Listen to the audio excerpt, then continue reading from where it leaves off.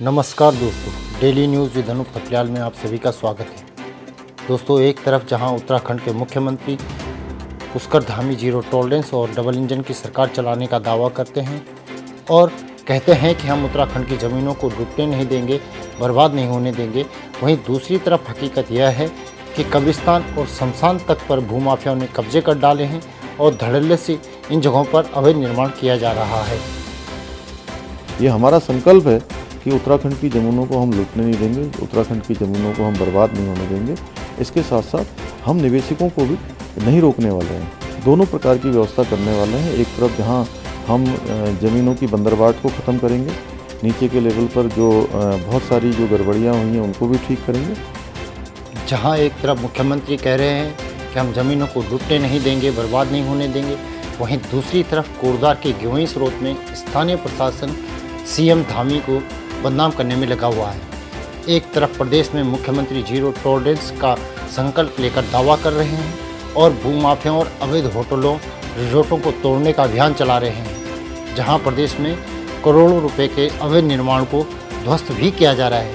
वहीं मुख्यमंत्री की इस मुहिम को कोटद्वार में ठेंगा दिखाया जा रहा है और ऐसा इसलिए है कि यहाँ कब्रिस्तान और शमशान की भूमि में होटल का धड़ल्ले से निर्माण किया जा रहा है। यह भूमि विवादित भूमि है और तहसीलदार न्यायालय में इस समय विचाराधीन भी है, फिर भी यहाँ पर अवैध निर्माण का कार्य धड़ल्ले से किया जा रहा है।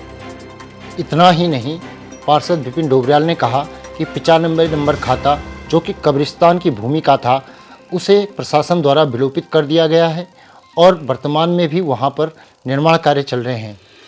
तहसील प्रशासन सोया हुआ है। उन्होंने तहसील प्रशासन पर भी भूमाफियाओं के साथ मिलीभगत का आरोप लगाया है।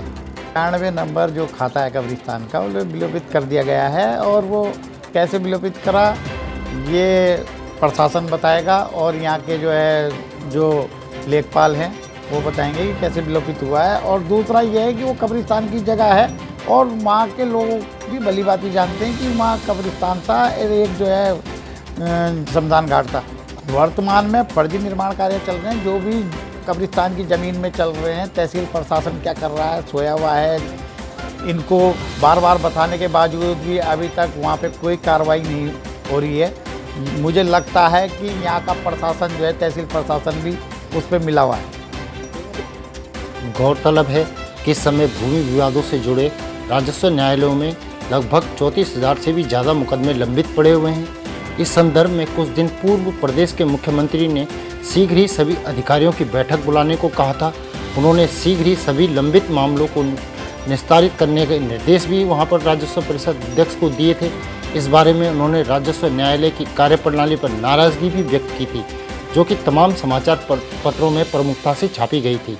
लेकिन जहाँ तक एक तरफ सरकार जीरो टॉलरेंस की बात कर रही है, वहीं दूसरी तरफ भूमाफियाओं द्वारा प्रशासन की लापरवाही के चलते धड़ल्ले से अवैध कब्जे कर निर्माण कार्य कराए जा रहे हैं।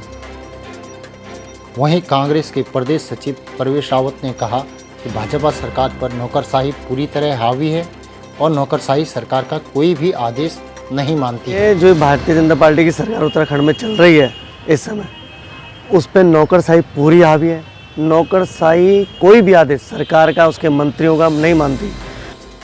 वहीं उत्तराखंड विकास पार्टी के अध्यक्ष मुजीब नेतानी ने कहा कि प्रशासन अभी भी कब्रिस्तान और शमशान की जांच कर रहा है, जबकि सुप्रीम कोर्ट और उत्तर प्रदेश राजस्व परिषद से कई निर्णय फ्रॉड के मामले में तुरंत लिए गए हैं, मगर तहसील प्रशासन इसमें सावधानी बरत रहा है। उन्होंने कहा कि 95 नंबर खाता आखिर विलोपित कैसे हो गया, इसकी भी जाँच होनी चाहिए। अगर कोई फोर्ज प्रविष्टि की गई हो या कोई फ्रॉड किया गया हो तो उसे सुनो जाने की जरूरत नहीं है। ये सुप्रीम कोर्ट ने कई अपने निर्णयों में कहा हुआ है कि आप जो कूट रचना करके, जो फ्रॉड करके जो काम करते हैं, उसको सुनने की जरूरत नहीं है। तो वैसे इन्होंने उसको सुनने के लिए नोटिस भेजे हुए हैं उन लोगों को, परंतु उस फोर्ज काम को सुनने की भी जरूरत नहीं है। ये सुप्रीम कोर्ट ने भी कहा हुआ है और उत्तर प्रदेश के राजस्व जो परिषद है उसने एक नहीं कई डिसीजन इन आधारों पे दिए हैं कि कितनी भी पुरानी प्रविष्टि हो, अगर ये पाई जाती है कि वो कूट रचना, छल कपट या फोर्ज तरीके से की गई है तो उसी समय उसको जो है उसका निवारण कर देना चाहिए। उसमें किसी को नोटिस देने की जरूरत नहीं है। मगर जो है तहसील प्रशासन इसमें सावधानी बरत रहा है। पर ये सावधानी कितनी है, ये समय के साथ पता लगेगा कि कितनी सावधानी से तहसील प्रशासन काम कर रहा है और काम नहीं कर रहा है। और ये देखा जाना जरूरी है कि वो 95 नंबर का जो खाता है वो विलोपित आखिर हो कैसे गया, क्योंकि वहीं तहसीलदार विकास अवस्थी भी जांच के नाम पर मामले को टालते हुए नजर आए। उन्होंने कहा कि इस भूमि पर लैंड फ्रॉड कमेटी के आदेश के क्रम में श्रेणी परिवर्तन की कार्रवाई तहसीलदार न्यायालय में विचाराधीन है और जांच के नाम पर वह भी पल्ला झाड़ गए थे।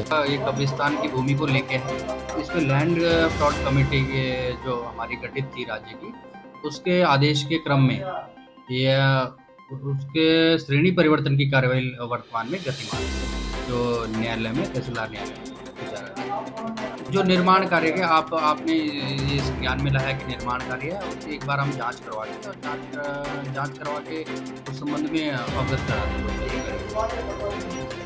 अब देखना यह है कि जीरो टॉलरेंस की बात करने वाली धामी सरकार के राज में भूमाफियाओं पर कब तक प्रशासन कार्रवाई करता है, या जीरो टॉलरेंस की बात करने वाली सरकार की कथनी करनी में ही अंतर है।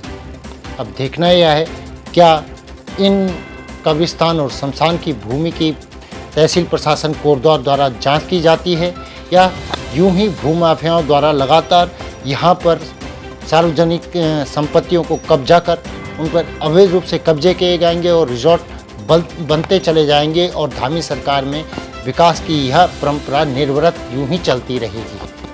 फिलहाल इतना ही, फिर मुलाकात होगी। आप सभी से आग्रह है कि मेरे चैनल को लाइक, शेयर और सब्सक्राइब जरूर करें। साथ ही कमेंट कर अपनी राय से मेरा मार्गदर्शन जरूर करें। धन्यवाद।